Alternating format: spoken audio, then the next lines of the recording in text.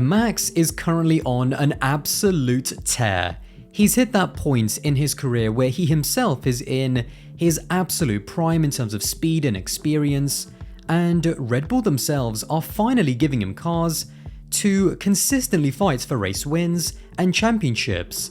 Even this season, although Checo has put up a really good fight so far in 2023, I don't think that there's any doubt in terms of who's going to come out on top already just 5 races into the season.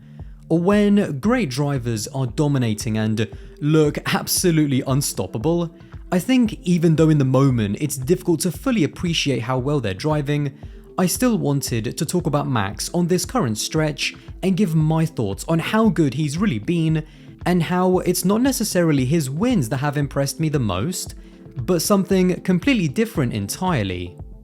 Before we talk about the current purple patch that he is having, I think what often gets forgotten is that apart from his rookie season in 2015, which was spent in a Toro Rosso, since his early season promotion to Red Bull in 2016, he has won a race in every single season. Now, granted, even though he hasn't always driven championship level cars, the Red Bulls, even during their weak seasons, have always had tracks where they've gone pretty well at, like Monaco, Austria, and Mexico. Even though Ricciardo also won a race in every single season that he was Max's teammate, it's still impressive that on the days where Red Bull genuinely could compete for a race win, Max was always there to put the pressure on Lewis and Mercedes, and he was always there to capitalize on races when things did come his way.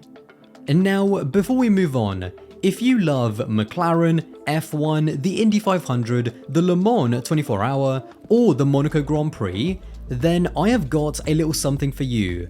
SunGod have been McLaren's official eyewear brand since 2021, and for the Monaco Grand Prix, they are launching a special pair of sunglasses to celebrate the Triple Crown history of the Monaco Grand Prix. McLaren are the only team within the last 100 years to have won the Triple Crown, winning their first Indy 500 in 1974, the Monaco Grand Prix in 1984, and then completing the Triple Crown by winning the Le Mans 24-hour in 1995. SunGod were kind enough to send me a pair, which is just what the doctor ordered with summer around the corner, and so if you're looking for a pair of really high quality sunglasses with a motorsport theme, then check out their link at the very top of the description, and thank you again to McLaren and SunGod. We often talk about drivers being in their prime, and I think that word in general is a very subjective word, but in the context of Formula 1 probably even more so. So much of our perception of how well a driver is driving, I think, is dependent on the competitiveness of their car.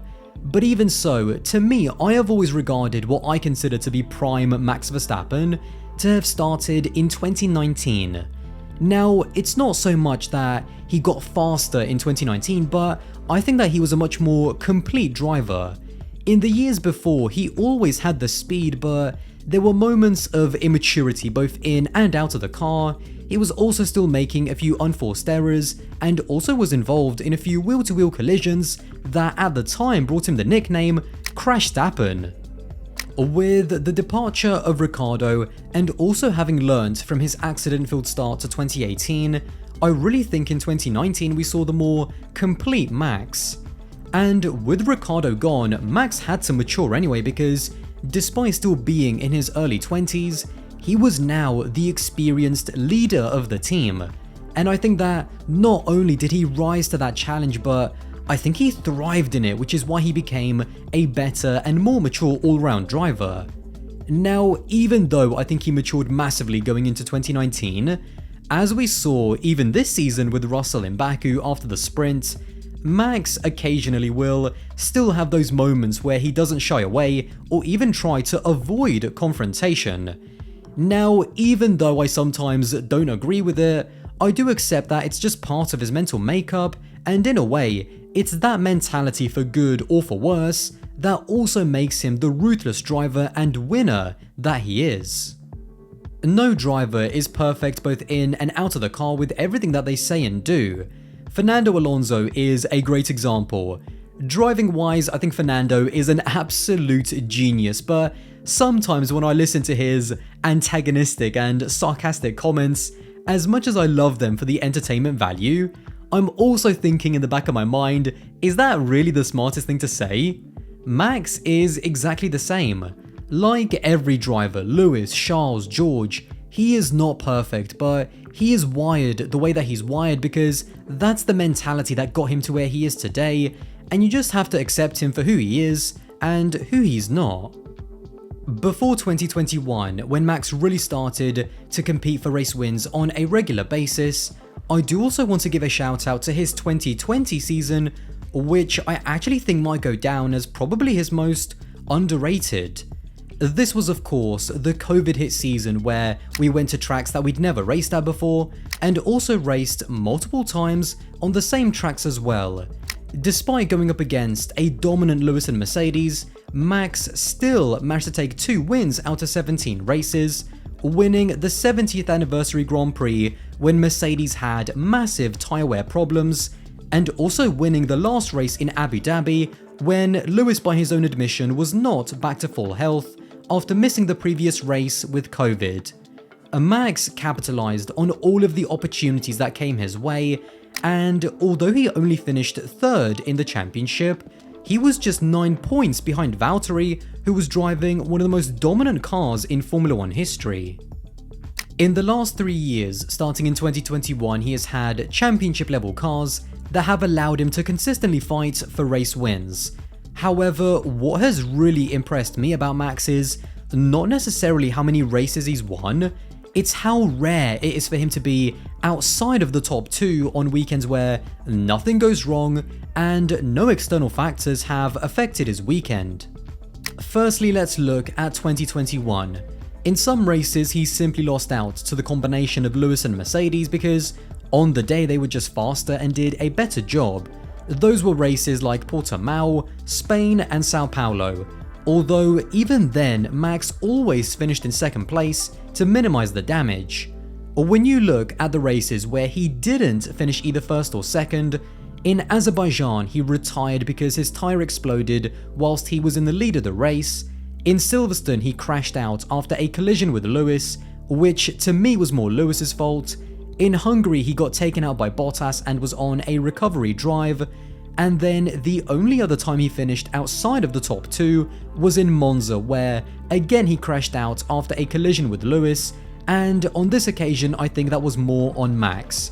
The point being that, Monza aside, the only times where Max finished outside of the top 2 were races where external factors outside of his control prevented him from having a clean race. Moving into 2022, again, if we ignore the races that he won and also the races where Ferrari or Mercedes were just better, which in 2022 was literally just 2 races in Austria and Brazil, the races in which he finished outside of the top 2 were Bahrain due to a reliability issue, Australia due to a reliability issue, Monaco where there was quite a lot of shenanigans going on with Checo crashing out, which I won't put on Max, Silverstone where he picked up floor damage, and then Singapore where the team made a miscalculation with his fuel in qualifying. Once again, when Max genuinely has a clean weekend with nothing affecting him and no teammates preventing him from completing a lap, he only lost 2 races on pure performance. Finally, moving on to 2023, although we've only had 5 races so far, in the 2 races that he hasn't managed to win, in Jeddah he had a driveshaft issue in Q2 which left him starting in P15, and then in Baku he was actually leading the race ahead of Checo, and it was only the timing of the safety car which meant that Checo then managed to jump him and hold him off for the win. There is a very real possibility that if small things went Max's way, he could have won all 5 of the races so far this season. Now, of course, reliability, strategical decisions, safety car timings, all of these things are part of racing that some days will go your way and some days will go against you. When I look at Max's dominance, it's not the races that he's won that have impressed me the most, it's how freakishly consistent he is even when he's having a bad day.